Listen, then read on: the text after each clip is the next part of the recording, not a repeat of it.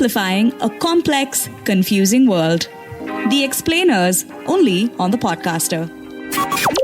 You know, when the time comes for end-of-year reflections, one hopes that they can look back at a year and say, wow, what an unforgettable year that was.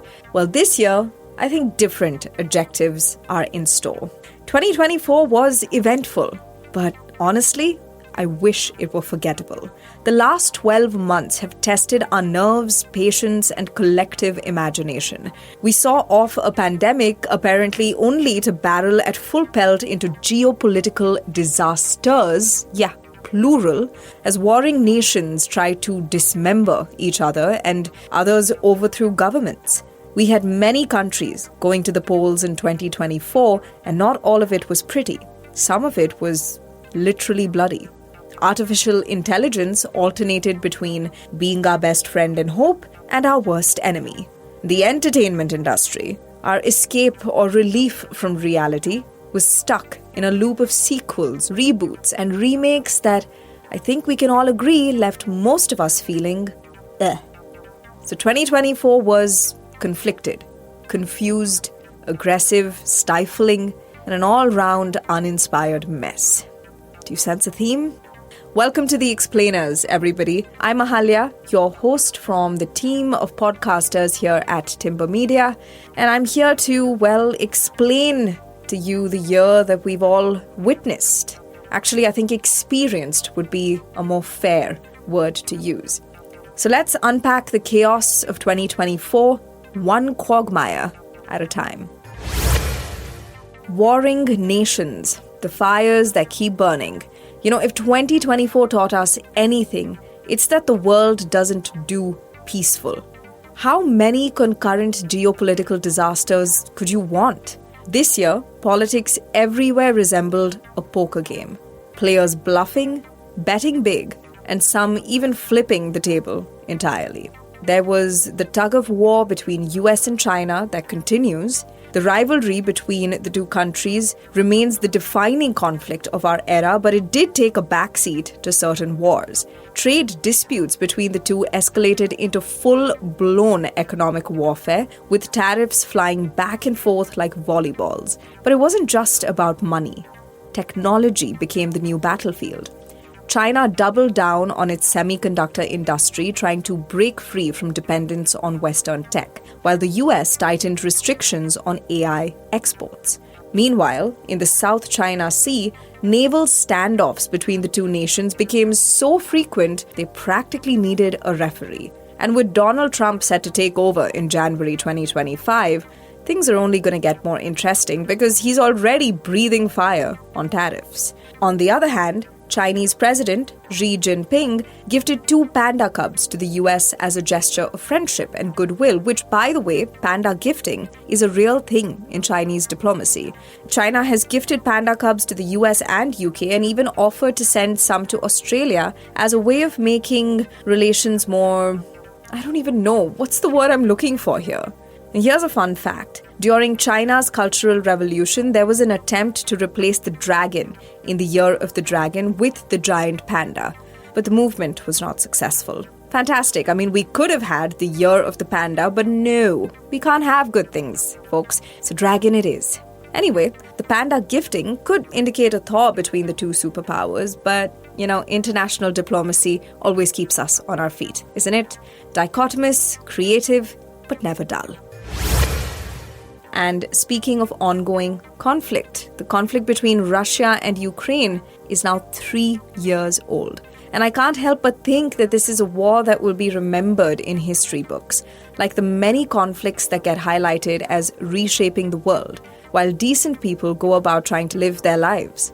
Pardon me for being war-weary, I'm not all that enthused by the land grabs. From a larger political perspective, Europe's political and energy landscape is definitely being reshaped. NATO stayed united, though not without internal debates over funding and strategy, while sanctions on Russia grew more stringent. Ukraine, bolstered by international support, continues its fight with resilience. The worst part of it all?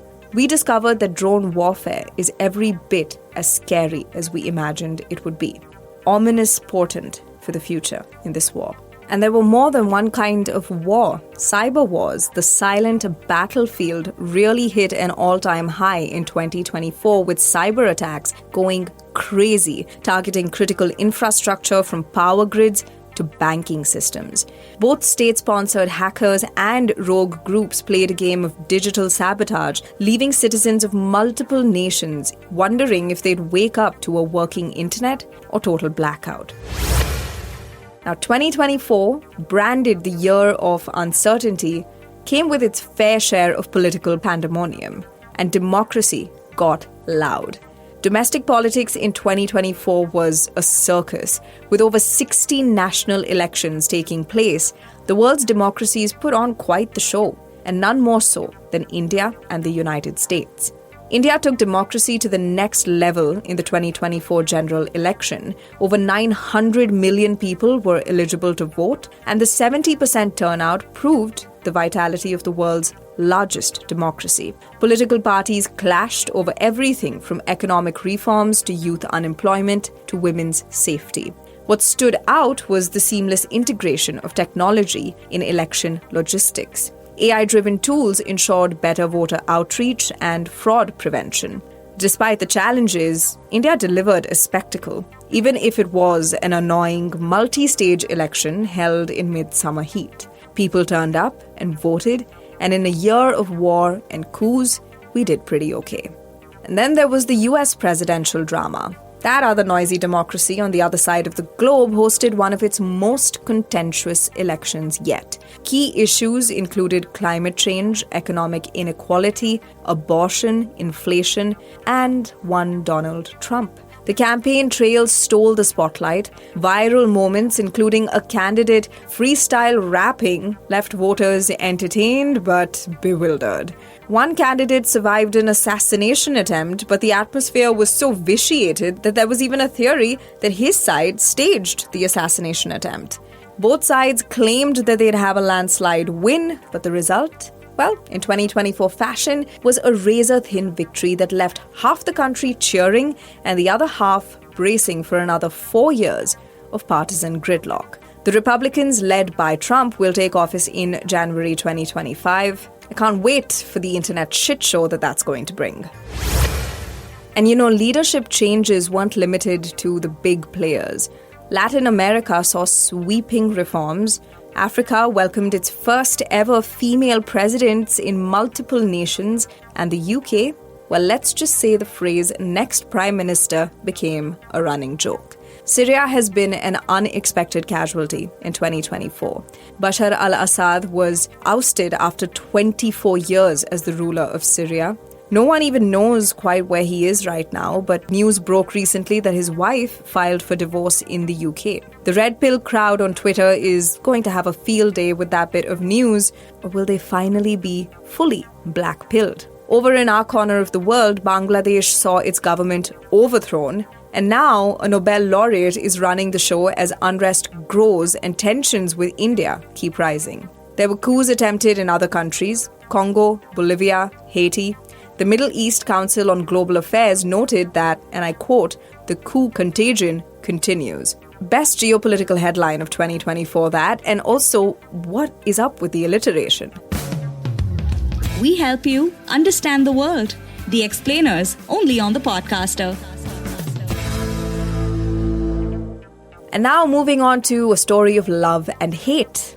AI and technophobia. Artificial intelligence really stole the spotlight in 2024. I'm kind of tired even just talking about it. But this was perceived as both a groundbreaking innovation as well as a harbinger of existential dread. AI became so deeply integrated into our lives this year that most of us don't even notice it anymore. Or, don't mind.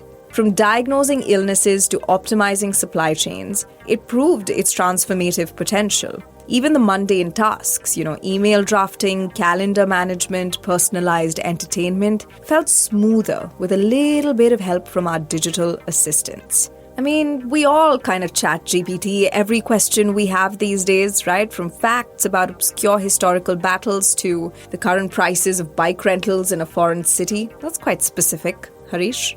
But not everyone is on board, and you know what? that's fine. Protests erupted across industries where automation replaced human jobs, from manufacturing to customer service. Workers fear obsolescence, and governments have scrambled to draft policies that regulate the speed of AI adoption. Ethical concerns over AI's use in surveillance and policing also reached a boiling point, with several nations banning facial recognition tech outright. Good on you. The term technophobia became more than a fringe concept. It's really turned into a movement in 2024. In fact, AI this year is a mirror that reflects humanity's hopes and fears about progress, ethics, and control. And finally, I'm ready to hear a collective yes to this, by the way. What was up with entertainment in 2024? Sequels, reboots, and then sequel fatigue. In a year full of unpredictability, you would think that entertainment would do us all a favor, do its damn job, and offer us an escape. Instead, film industries everywhere double down on the familiar, giving audiences a relentless stream of sequels, prequels, and reboots that felt like deja vu on steroids. Blockbusters ruled the box office, so yay for capitalism, but then originality took a backseat. I'm not going to bemoan the trend, I'll just list out titles so you know what I'm talking about.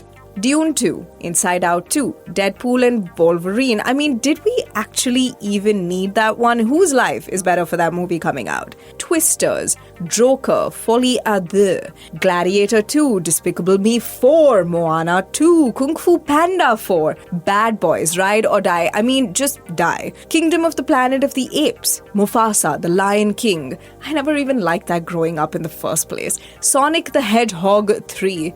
There's even a Terrifier 3. I mean, the sheer number of sequels is a terrifying enough reality. Indian films jumped on the sequel bandwagon too, by the way.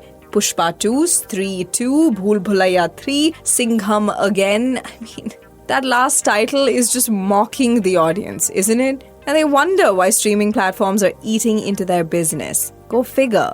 So filmmakers prioritized guaranteed hits over risks, which could indicate that audiences, crave comfort in a world that feels increasingly chaotic. But the result is that an industry is now stuck in neutral. And I'm gonna go out on the limb and say that all of you are agreeing with me, a lot of these movies were trash.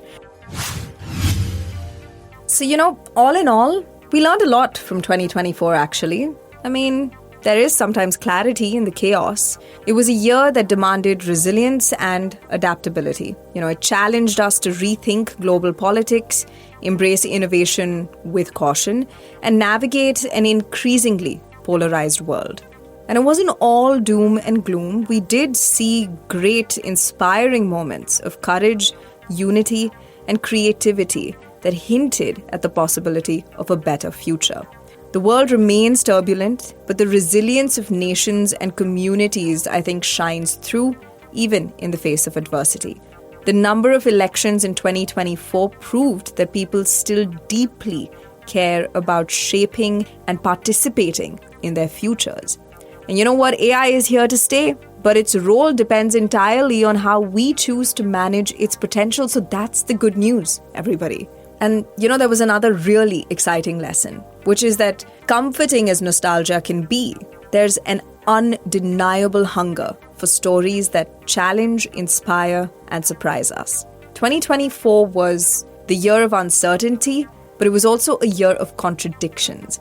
A roaring dragon that burned and rebuilt, sometimes simultaneously. But as the dust settles, one thing is clear. The chaos of the present could be a prelude to better possibilities in the future. And if that doesn't lift your spirit, here's something to look forward to. We are likely to have an 11th Fast and the Furious movie in 2025 and possibly a 12th movie in the franchise in 2026. Yeah, a 12th Fast and the Furious movie. The first one came out in 2001. Was that good? Did that lift your spirits? With that, we're closing the chapter on 2024 on The Explainers. Until the next time, stay curious, keep looking for clarity in chaos, and I hope that your next year is another great adventure. One thing is for sure, we are all in this together. Here's wishing you a very happy 2025. Everybody stay tuned to The Podcaster. Our network is gearing up to bring you some very exciting stuff in the coming year, and we'd love to have you on for the ride. This is Mia Halya signing off. Adios. Simplifying a complex, confusing world. The Explainers, only on The Podcaster.